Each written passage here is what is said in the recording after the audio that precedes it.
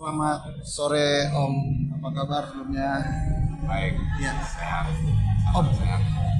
mengenai Kalapas yang kemarin baru dicopot sama Menteri Ya, terkait dengan adanya narapidana yang pesta narkoba di dalam narkoba di dalam lapas. Tapi udah lama ya. sudah lama, teman baru terkuak dan akhirnya eh, dipecat lah secara tidak hormat. Om bisa beri komentar sedikit nggak tentang Ya. Sebenarnya udah penyakit laten ini, penyalahgunaan narkotika di lapas itu. Sebenarnya kalau mengikuti prosedur tetap yang sudah digariskan di sana, nggak ada ceritanya. Atau kalaupun bisa tembus, sangat kecil kemungkinan. Karena itu kan lewat X-ray dan juga melibatkan aparatur seperti polisi eksternal lapas untuk mengawasi barang-barang masuk. Toh bisa juga tembus dan bahkan bisa berpesta. Kalaupun misalnya lolos tapi dipakai diam-diam, mungkin tidak terlalu nggak terlalu wah. Tapi saya kira pencopotan itu udah baik, walaupun itu agak terlambat. Mungkin menteri yang sebelumnya belum copot karena banyak pertimbangan. Terutama kelemahan itu ada memang di mental aparat. Mental aparat itu rusak. Sebabnya banyak kan begini. Katakanlah kalau vendor-vendor yang mengirimkan makanan, mengirimkan kebutuhan narapidana itu seperti sabun, odol, kebutuhan makan hari-hari, itu kan pasti ada vendor. Nah, vendor ini ada kalanya longgar sensornya, apalagi vendornya itu datang dari keluarga pejabat, misalnya pejabat lapas atau pejabat dirjen lapas atau bahkan keluarganya menteri. Ya, sehingga ketika mau ditegakkan disiplin pengawasan barang-barang masuk ke dalam tahanan atau ke dalam lapas itu, begitu dilihat yang datang ngedrop barang itu adalah vendornya dari keluarga pejabat, mereka akan sedikit toleran. Khawatir kalau mereka terlalu ketat kontrolnya, protap dijalanin dengan kaku, dengan betul-betul, maka dia pun terancam.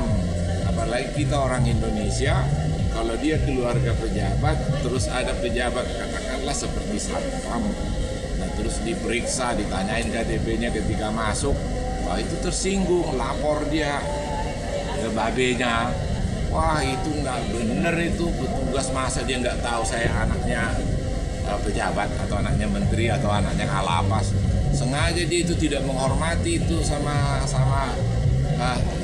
tidak menghormati saya, kan saya tidak menghormati bapak saya misalnya gitu. Jadi khawatir juga. Nah, orang Indonesia orang yang pakewu belum bisa kita tegak.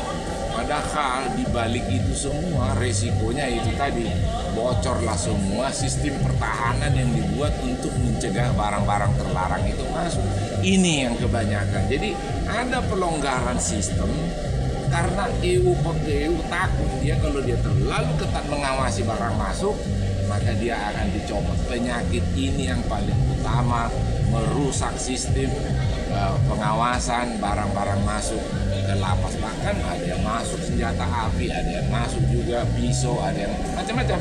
Pernah juga yang lolos seperti itu. Tapi yang paling keren adalah bahkan kita tidak asing mendengar bahwa kalau narkotika itu bisa juga dikendalikan dari dalam lapas. Sehingga pada di awal-awal pemerintahannya Jokowi, saking gemasnya Pak Jokowi, dieksekusi hukuman mati itu yang dihukum mati. Tetapi hanya angin-anginan aja, angin-anginan. Akhirnya yang namanya Presiden Jokowi juga takluk juga kepada tekanan internasional, dianggap melanggar HAM. Nah, inilah tantangan buat Presiden Prabowo sekarang ini. Mampu dia tidak untuk menegakkan apa yang dijanjikannya, pemberantasan kebocoran. Nah, itu salah satu. Ini tidak bocor anggaran anggaran APBN-nya, tidak bocor APBD-nya, tapi yang bocor adalah sistem perlindungan narapidana itu. Bocor semuanya, bahkan lapas bisa menjadi pusat pengendalian peredaran narkotika. Kalau hanya berpesta mereka di dalam itu hal yang baru, sudah sering terjadi.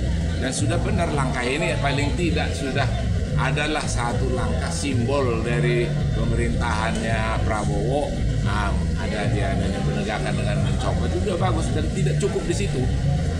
Menurut saya pejabat-pejabat itu harus diperiksa, disidik, diaudit Apa masalahnya? Apa susahnya? Coba dulu bikin penelitian, turunkan independen ke sana. Apa yang terjadi di sana? Atau mendatangkan ahli security. Kenapa bisa rumah tahanan ini atau LP ini bocor? Kenapa bisa dicobol? Kenapa? Nah, penggunaan sistem komunikasi. Bagaimana peredaran narkotika bisa dikendalikan dari dalam lapas kalau bukan menggunakan alat komunikasi? Nggak mungkin lagi pakai burung merpati. Nggak mungkin, dia pasti ada yang menyewakan. Semua itu bahkan melibatkan aparat-aparat yang ada di dalam. Om, tapi artinya ini kan selain dia lepas dari jabatan, cuman artinya juga ada sanksi juga ya, kan dikenakan pasalnya juga ya. Seharusnya selain hukuman disipliner dan juga dia ikut membantu. Karena menurut pidana itu, kalau itu katakanlah kejahatan narkotika, ya, penyalahgunaan narkotika, kan pidananya itu juga kan ancamannya hukuman mati, kan maksimum ya. Nah, kalau dia terbukti menjadi pengedar atau menjadi pengendali kejahatan. Nah, semua itu boleh terjadi apa? Karena dibantu oleh aparat yang ada di dalam. Baik alat komunikasinya maupun tempat mereka untuk berkumpul-kumpul, maupun mereka berpesta-pesta, ya, pesta sabu-sabu dan seterusnya. Itu yang namanya membantu, memberi sarana, memberi saran, memfasilitasi, memberi kesempatan, pembiaran. Harusnya dikenakan pasal 55 ayat 2, turut membantu terselenggaranya kejahatan. Itu. Om, ini kan sudah berlalu-lalu sebetulnya permasalahan ini dan terulang-ulang kembali gitu.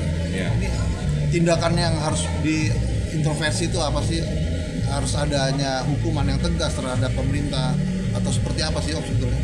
Pertama, kalau menurut saya dari segi sistem di dalam harus tidak boleh ada KHN pengadaan untuk di lapas.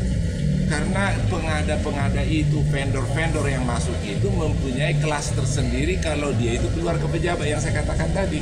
Pertama harus memang profesional, tidak boleh masuk. Karena begini, agen-agen kejahatan itu, katakanlah pengedar narkotika itu, dia tahu siapa vendor atau pengirim makanan, pensuplai barang ke dalam lapas. Nah, kalau itu sudah diketahui, mulai dia cari kelemahan dari siapa dia. Dia cari di antara vendor itu siapa vendor yang paling disegani karena misalnya dia keluarga pejabat. Karena itu, makanya jangan jangan pernah dibiarkan lapas itu dikelola atau disuplai oleh keluarga-keluarga pejabat. Bukan saja tender, lelang, terbuka, jangan melibatkan. Kalau ada di situ keluarga pejabat, harusnya tidak boleh. Itu satu.